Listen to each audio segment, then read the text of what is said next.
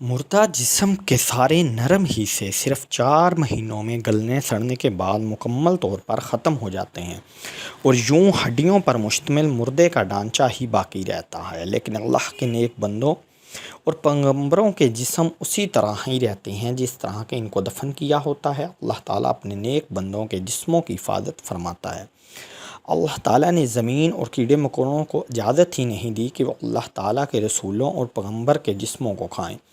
تو سوال یہ ہے کہ اگر اللہ تعالیٰ کے نیک بندوں کے ساتھ ایسا نہیں ہوتا تو پھر ان کے جسموں کے ساتھ کیا ہوتا ہے؟ آئیے ایک تاریخی واقعہ پیش کرتے ہیں۔ جب کچھ صحابہ کرام کی قبروں کو کھودا گیا تو ان کے جسم کیسے اور کس حالت میں تھے؟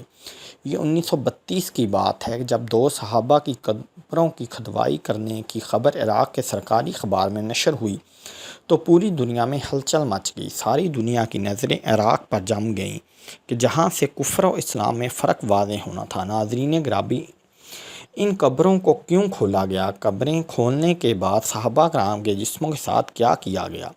1932 میں جب عراق شاہ فیصل کے زیر اثر تھا تو ایک رات حضرت حذیفہ بن یمان رضی اللہ تعالیٰ عنہ شاہ فیصل کے خواب میں تشریف لائے اور فرمایا، اے بادشاہ، جابر بن عبداللہ رضی اللہ تعالیٰ عنہ اور مجھے دجلہ کے مقام سے نکال کر کسی اور مقام پر لے جا کر دفن کرو، کیونکہ ہم دونوں کی قبروں میں پانی آ گیا ہے۔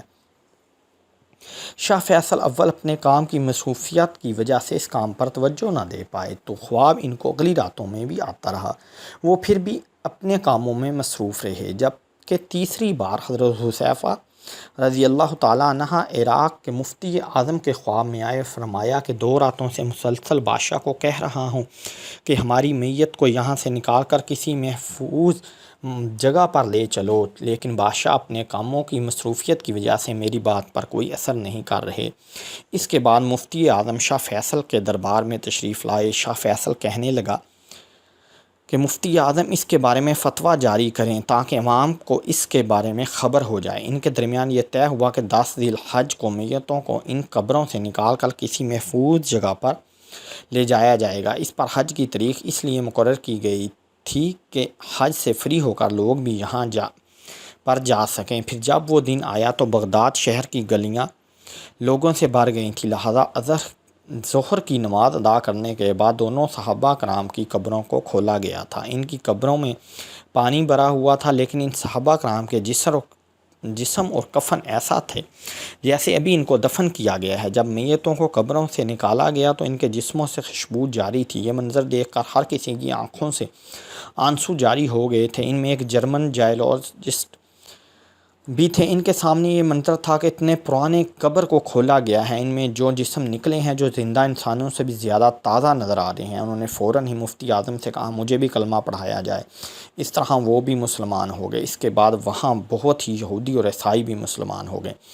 اس کے بعد دن بہ دن غیر مذہب کی مسلمان ہونے کی تعداد بڑھتی ہی گئی۔ دجلہ کے کنارے سے دونوں صحابہ کرام کی قبروں کو سلیمان فارسی علیہ السلام کی قبر کے قریب لے جایا گیا، جو کہ بغداد شہر سے 30 کلومیٹر کے فاصلے پر واقع ہے۔ جس جسم کو بھی مٹی میں دفن کیا جاتا ہے تو یہ جسم گڑ سڑ جاتا ہے، لیکن یہ صحابہ کرام کا جسم تر و تازہ ہی رہتا ہے۔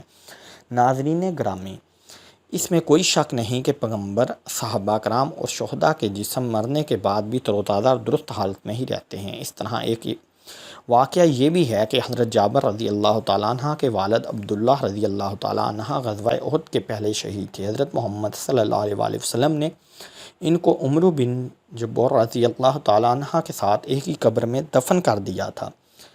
اس وقت مسلمانوں کی تنگ دستی کا یہ عالم تھا کہ شہداء کے لیے کفن نہ تھے۔ اس طرح عبداللہ کو ایک چادر میں کفن دیا تھا جس میں چہرہ تو چھپ گیا تھا، لیکن ان کے پاؤں مبارک پر چادر نہ آ سکی۔ ان پر گھاس ڈال دی گئی تھی۔ یہ قبر جو نشید میں واقع تھی، غزوہ احد کے ٹھیک 40 سال بعد وہاں سیلاب آ گیا۔ وہاں سے ایک نہر نکالنے کی ضرورت پڑ گئی، اس لیے وہ قبریں وہاں سے منتقل کرنے کا منصوبہ بنایا گیا۔ حضرت عبداللہ کی قبر ان کے بیٹے حضرت جابر رضی اللہ تعالیٰ عنہ کی موجودگی میں کھولی گئی۔ حضرت جابر روایت کرتے ہیں کہ ان کے والد سمیت تمام شہدائے احد کے جسم بہت ہی تر و تازہ اور اسی طرح تھے جیسے ان کو دفن کیا گیا تھا۔ ایک روایت کے مطابق ان کے چہروں پر جو زخم تھے ان کا ہاتھ ان زخموں پر رکھا ہوا تھا۔ لوگوں نے جب ہاتھ وہاں سے الگ کرنے کی کوشش کی تو ان زخموں سے تازہ خون بہنے لگا۔ پھر دوبارہ ہاتھ کو زخم پر رکھا گیا تو ان کا خون بند ہو گیا۔ ایک انسان کا جسم 24 گھنٹوں کے درمیان ہی مٹی کے ساتھ مٹی ہونا شروع ہو جاتا ہے۔ یہ خدا کا وعدہ ہے کہ جس کا ذکر قرآن پاک میں موجود ہے۔ جو اللہ تعالیٰ کی راہ میں شہید کر دیے جاتے ہیں، ہرگز ان کو مردہ خیال نہ کرو، بلکہ وہ اپنے رب کے پاس زندہ ہیں، ان کو رزق عطا کیا جاتا ہے۔ ایسے بہت سے واقعات پڑھنے کو ملتے ہیں۔ ان مشاہدات سے بھی ظاہر ہوتا ہے کہ اللہ تعالیٰ کے خاص بندے مرتے نہیں ہیں، بلکہ وہ گہری نیند میں چلے جاتے ہیں، لیکن ان کے جسمانی خلیات اپنی جسمانی ضروریات کو برقرار رکھتے رہتے ہیں۔ وہ قیامت تک ویسے ہی رہیں گے۔ اب یہ کیسے ممکن ہے کہ ان کے بارے میں بہتر علم اللہ تعالیٰ ہی کے پاس ہے۔ سبحان اللہ، سبحان اللہ، سبحان اللہ۔